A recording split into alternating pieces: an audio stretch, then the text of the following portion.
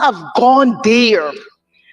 So for you to say that the People's National Congress reform owes some how much billion dollars, and the government owes $13 billion. If we give the city the monies that the government owes, the city would be able to do what is required of them. But Mr. Speaker, we would remember, and I know the Honorable Bishop will know this verse well, taken from Matthew 12:17. And Matthew 12:17 says, Mr. Speaker, give unto Caesar the things that are due unto Caesar, and give unto God the things that are due unto God. So what I'm simply implying here, Mr. Speaker, is that if we all, whether PNC, PPP, the government, and individual, pay our fair share of taxes, we will be able to benefit tremendously from the services of the mayor and city council of Georgetown. Mr. Speaker, moving on. I remember as a young girl walking through Cemetery Road with my mom and siblings, visiting relatives in South Georgetown. The experience was one of a lifetime. Walking in the avenue, the area was well illuminated and the greenery was quite obvious. This year will mark, Mr. Speaker, August, to be precise, August 6th, 2025 will mark 40 years since my dad passed. Mr. Speaker, it is clear in my head he was buried in the Lee Repentir Cemetery. There, I recall the cemetery was well maintained. Running drains, Mr. Speaker, were ubiquitous, and roads in the cemetery were easy to traverse on. I also have great recollection riding as a young girl my bicycle and motorcycle through the cemetery, from Cemetery Road way up to Sussex, where they have the St. Stephen's Primary School.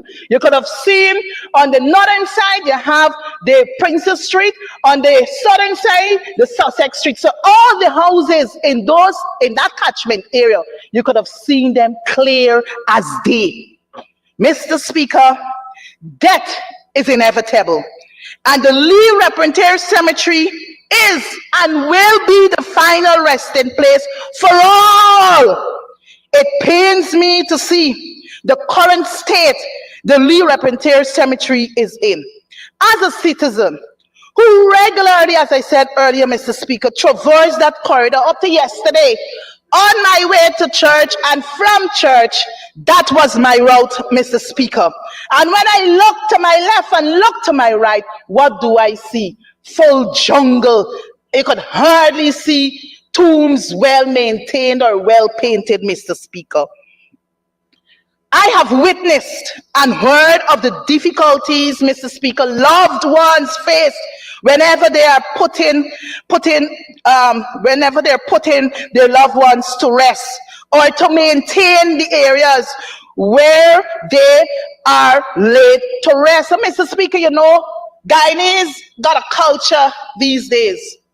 You know, Mother's Day, we would see many people going to the cemetery to, you know, maintain the mom's tomb or whatever the case may be. Special occasions, whether it's birthdays, whatever the case may be. But sometimes when you pass there, Mr. Speaker, rather than you can't see, you can hardly make out human beings, living beings in that area because how the bushes are so high. So, Mr. Speaker, while the primary focus of this motion is on the Lee Repentir Cemetery, there are other cemeteries in the city. You know that, Mr. Speaker? St. James the Less, St. Sidwell's Anglican Church, and I think we have a new area around the Bel Air area there. When you pass in, Mr. Speaker, you can see the tombs, the area, they're well maintained. And we all know that these areas are not as dense as the Lee Repentir Cemetery, Mr. Speaker. So what you'll find, it is easy for churches or loved ones to upkeep the final resting place of their loved ones. According to a publication via the Mayan City Council website, dated June 16, 2022, Mr. Speaker, it reported, and I quote, the council created its final draft report of the Lee Repentir Expansion Master Plan in March 2019, which highlighted the need for a re-envisioned burial site, which would be elevated to the status of a national memorial. Now, Mr. Speaker, we heard the speaker before us lament and boast about what central government has in place for the upgrade of the cemetery, or perhaps all the cemeteries in the city, or perhaps outside of the city of Georgetown. But what this honorable member failed to say, Mr. Speaker, I know he showed us, a couple images, Google Map and all kind of thing. But it will be good for the honorable member, after presenting his presentation to this house, to share the blueprint of what the Ministry of Public Works would have devised to enhance the cemeteries across this country. But it clearly is saying to me, Mr. Speaker, that there is a disconnect between central government and that of the local authority area, in this case, the mayor and city council. Because, mind you, sir, the city, they said that they have a master plan. Then we're hearing now central government got a master plan. So I want to find out, and perhaps speakers coming from the government side, the honorable member, Ms. Parag, she would be better able to say to us, the honorable member, whether consultations, engagements were done with the elected officials at the city, at the mayor and city council. So we, later down in the year, we wouldn't be seeing a plan coming out from the Ministry of Public Works and a plan coming out from the mayor and city council. Then you're going to hear the mayor and city council complaining bitterly that there was no engagement with central government to the mayor and city council. Because, Mr. Speaker, what we have, while the honorable member, boasts about all the over $20 billion central government would have expended to improve the aesthetic of, the roads, the drains, and all kind of thing. What the honorable member hasn't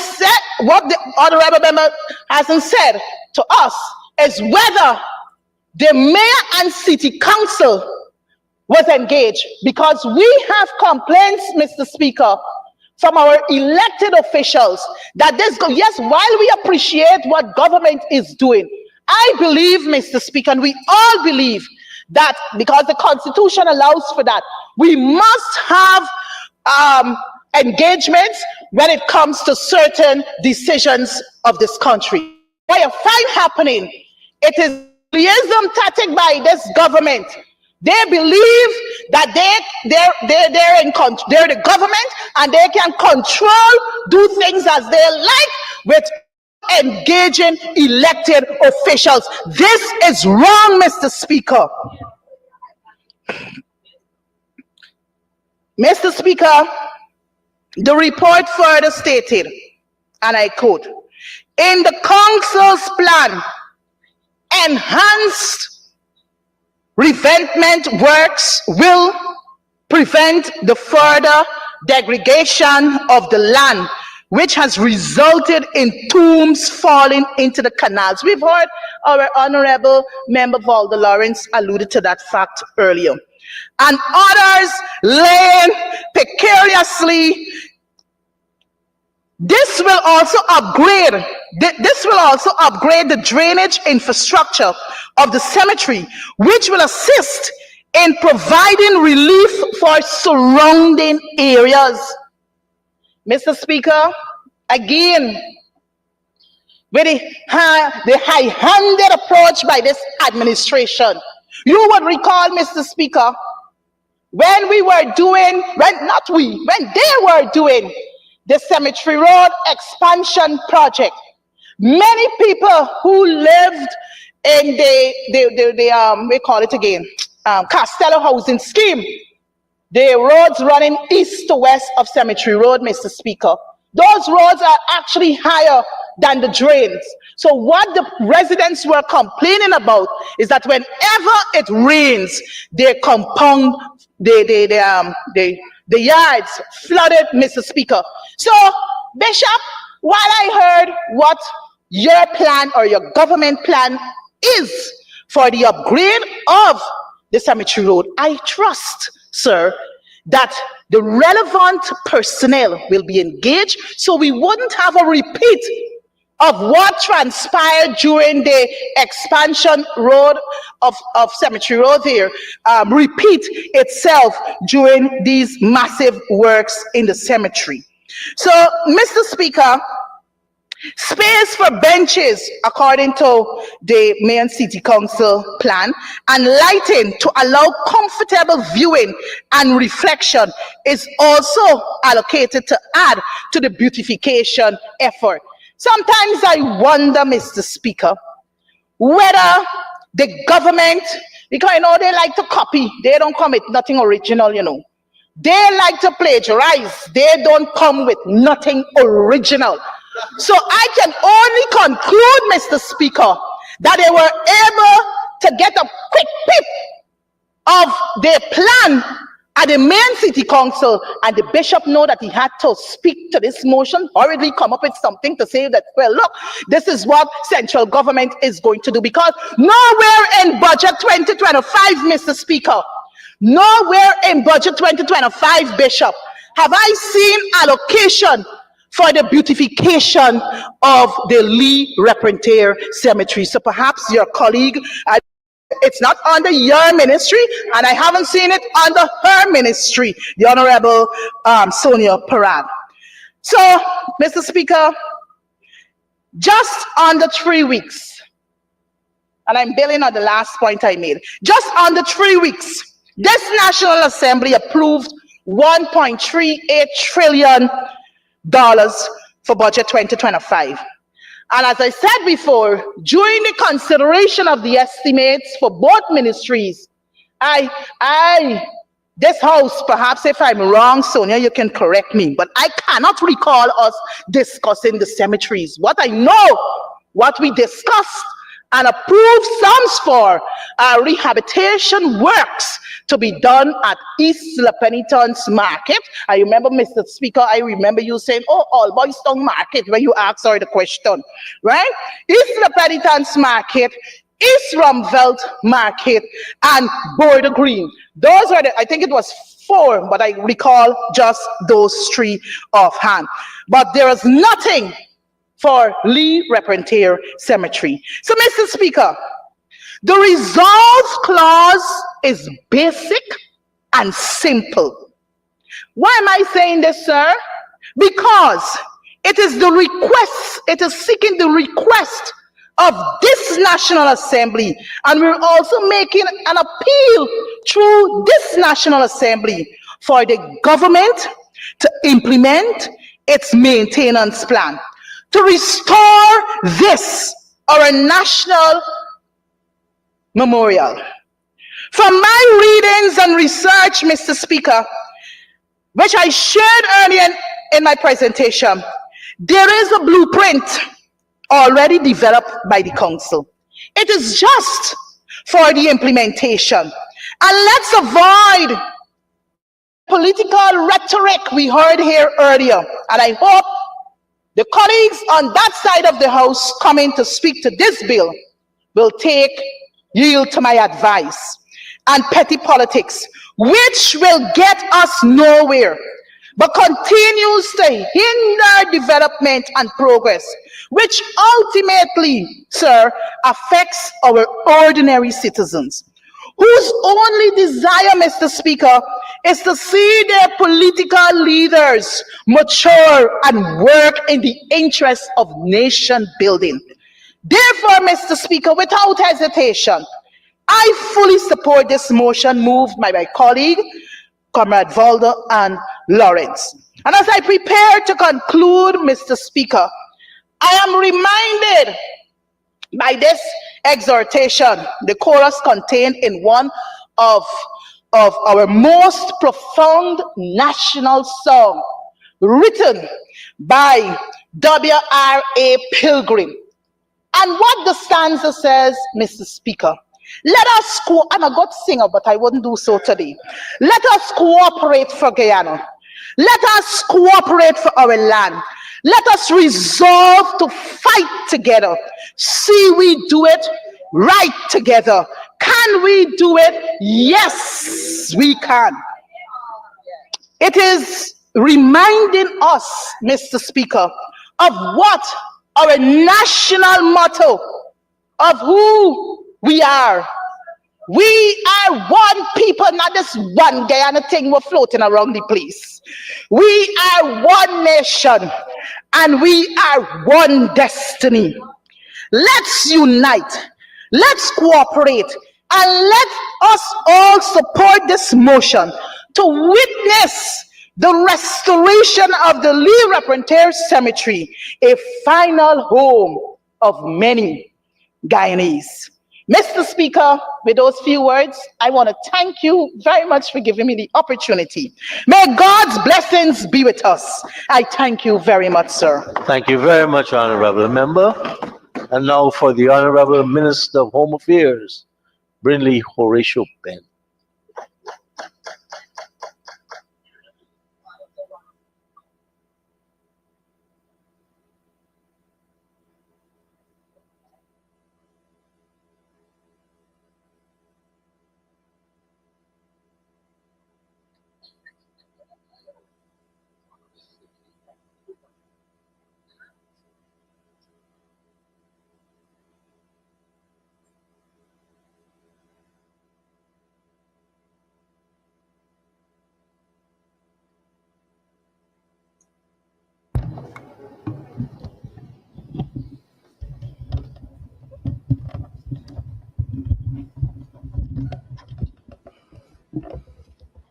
Thank you, Mr. Speaker and honorable members.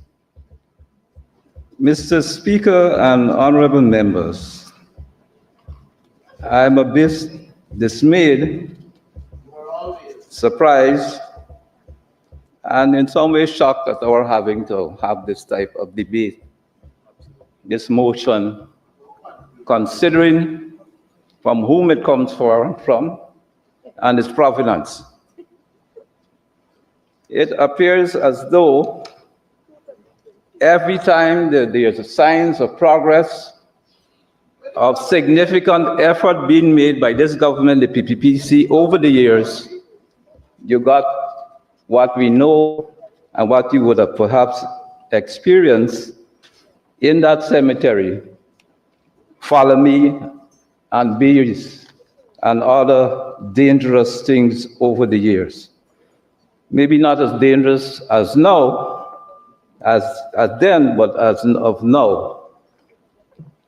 But the minute you start building the road, the cemetery road, the St. John Road continued, the minute you have plans to develop the cemetery, the minute you have work that is programmed by the government, the PPPC government, you have persons, those persons who have been responsible for the state of affairs in that cemetery itself, which we inherit, come here in a sanctimonious manner to deflect, to say that the reason the cemetery and other places in Georgetown and other places in the country are like that is because of the PPPC. Mr. Speaker, I want to point out that practically all the city governments since independence are PNC-led governments. All, practically all. And the fact that the cemetery have remained in that way, we inherited in that way, in difficult circumstances where we try to improve it, speaks to governance under the People's National Congress. APNU, reform, whatever they want to call themselves. It epitomizes what government under the People's National Congress and whatever else they call themselves represent for Guyana, for the city of Georgetown. Unfortunately, and I could call some of them names who were mayors of Georgetown, all top PNC men. Lyndon Forbes Sampson Bornum, Hannibal Green, and others. Yeah, Green, whatever Green they are. I am saying that they have always come out of the PNC. They have always been PNC. And they are, you can find them today, living and dead, those relics who have created the situation we have in the city of Georgetown. They have the people captured.